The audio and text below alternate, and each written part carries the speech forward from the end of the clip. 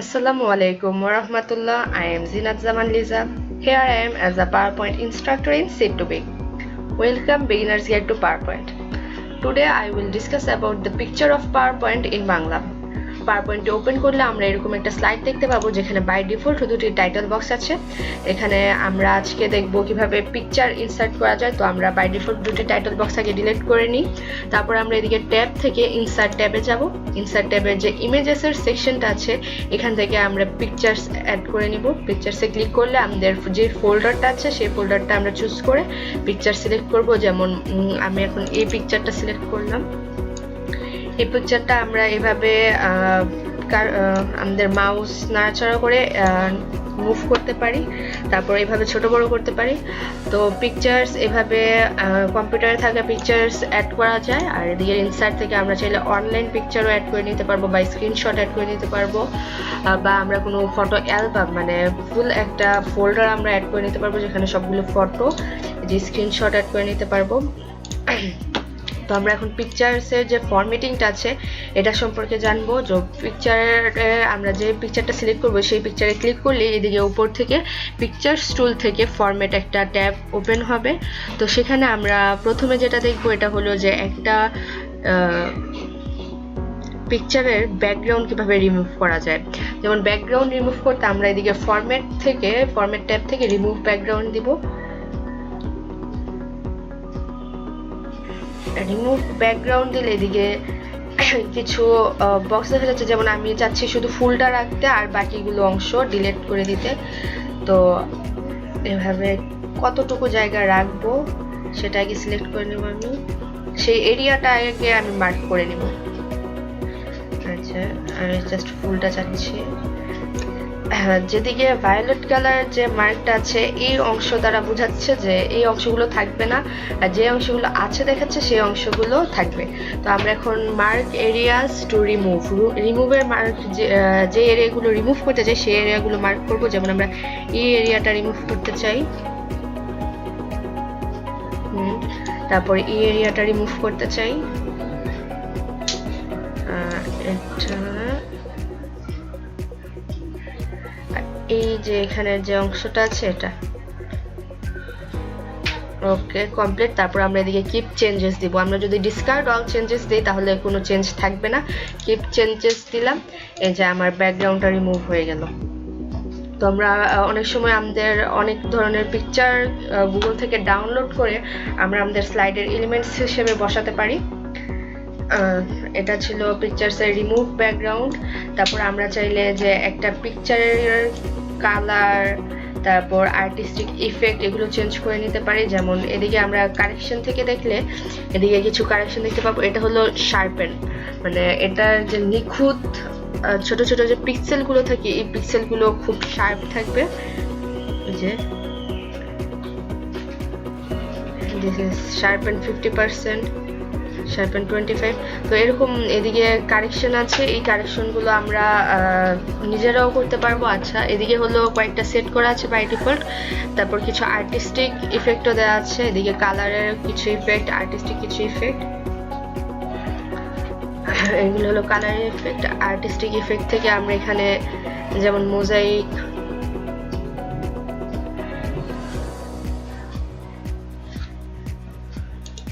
এরকম মোজাইক,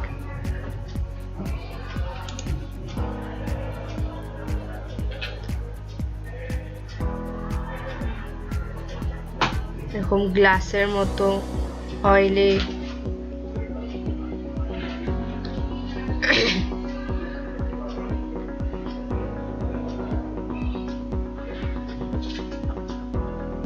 এরকম বিভিন্ন ইফেক্ট দিতে পারবো।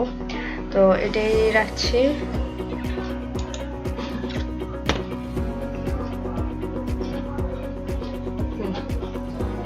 এটাকে আমরা একটু রিসাইজ করে নিই। এবার এই অংশে দেখা যাচ্ছে যে আমাদের পিকচারটা দরকার ছিল এতটুকু, কিন্তু পিকচারের যে এরিয়াটা অনেক বড়। এই কারণে অনেক সময় কাজ করার ক্ষেত্রে সিলেকশনে কিন্তু প্রবলেম হয়ে যায়। তো আমরা এটা যদি ক্রপ করতে চাই তাহলে ক্রপ করার ক্ষেত্রে আমাদের এই ফরম্যাট ট্যাব থেকে এই ক্রপ অপশনে যেতে হবে। ক্রপ আমরা চাইলে কোনো আগে আমরা ক্রপটা দেখাই। এই যে ক্রপে আমরা ক্লিক করলেই এদিকে একটা এরিয়া চলে আসবে। তো আমরা এইভাবে আমাদের এরিয়াটা সিলেক্ট করে নিব। যে আমরা যদি এতটুকু কাটতে চাই এভাবে সিলেক্ট করে নেব, আমি এতটুকু রাখলাম।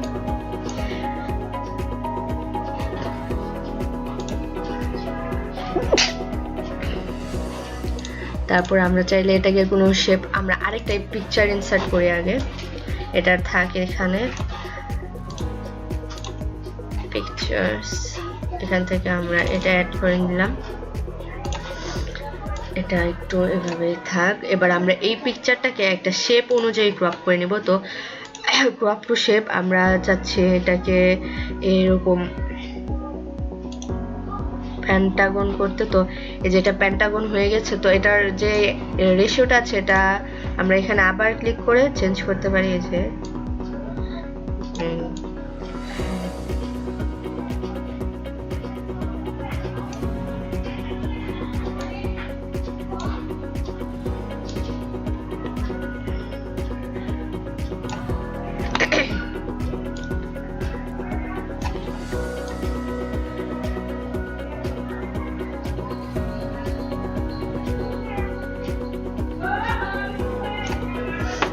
এবার আমরা ক্রপের এইটাতে ক্লিক করলে এটা ক্রপ হয়ে যাবে। জি, এটার চাইলে আমরা কোনো বর্ডারও দিতে পারি, যেমন এই যে এরকম দিলাম। আই ড্রপার থেকে আমরা এই কালারটা চুজ করে এই বর্ডারের ওয়েটটা মোটা করে দিলাম, এরকম। এটা কিন্তু পেন্টাগন হয়ে গেল। তো আমরা কোনো একটা শেপ অনুযায়ী যদি এটাকে কাট করতে চাই, ক্রপ করতে চাই, তাহলে এরকম করতে পারি। আমরা এখন আরেকটা পিকচার অ্যাড করে নিই, ইনসার্ট পিকচার্স, আমাদের যে ফোল্ডার আছে সেই ফোল্ডার থেকে আমরা পিকচার্স নিয়ে নিব। তো এই পিকচারটাকে ক্রপ করব রেশিও অনুযায়ী, 1:1 রেশিও দিলাম, এটা হলো একদম স্কোয়ার বক্স হয়ে গেল। আবার আমরা যদি রেশিও চেঞ্জ করতে চাই 3:2 এরকম। তো আমরা আবার আগে একটা শেপ নিই, শেপ নিলাম এরকম, একটা শেপ নিলাম। তো এবার এই শেপটাকে আমরা এক্সপেক্ট রেশিও থেকে 1:1 করে নিলাম। এই যে এটা একদম পারফেক্ট শেপ আসছে। দিস ইজ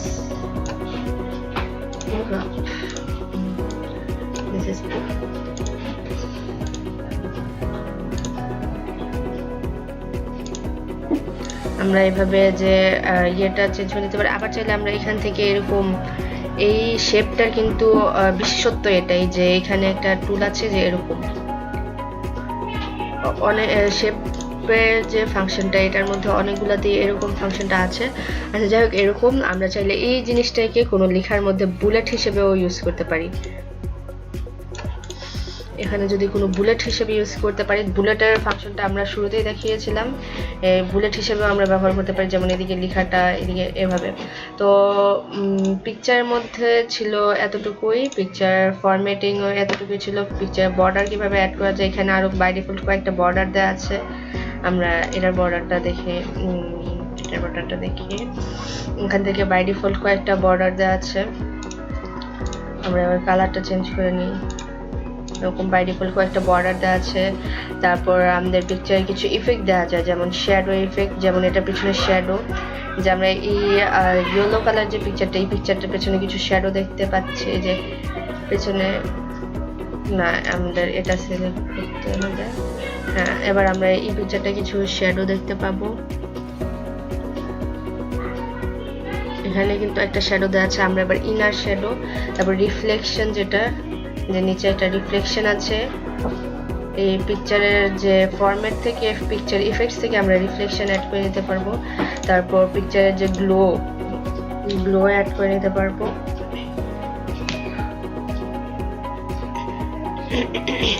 ইয়েলোইশ একটা গ্লো এসছে। তারপর আমরা সফট এজ, মানে আমাদের যে কর্নারটা অনেক স্মুথ হবে। এখানে আসলে বর্ডারটা দেওয়ার কারণে এটা তেমন বোঝা যাচ্ছে না, আমরা যে বর্ডারটা সরাই, বর্ডার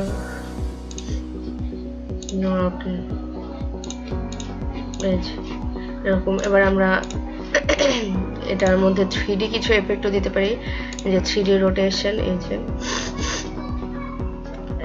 একদম 3D এফেক্ট। 3D এফেক্ট দিতে পারি। তো পিকচার ইফেক্ট থেকে আমরা এরকম কিছু ইফেক্ট দিতে পারি। তারপর আমরা এটাকে রোটেট করতে পারি, ফ্লিপ ভার্টিক্যাল, ফ্লিপ হরিজন্টাল, এরকম কিছু ইফেক্ট দিতে পারি, রোটেট করে নিতে পারি। তো পিকচার্সে এতটুকুই ছিল।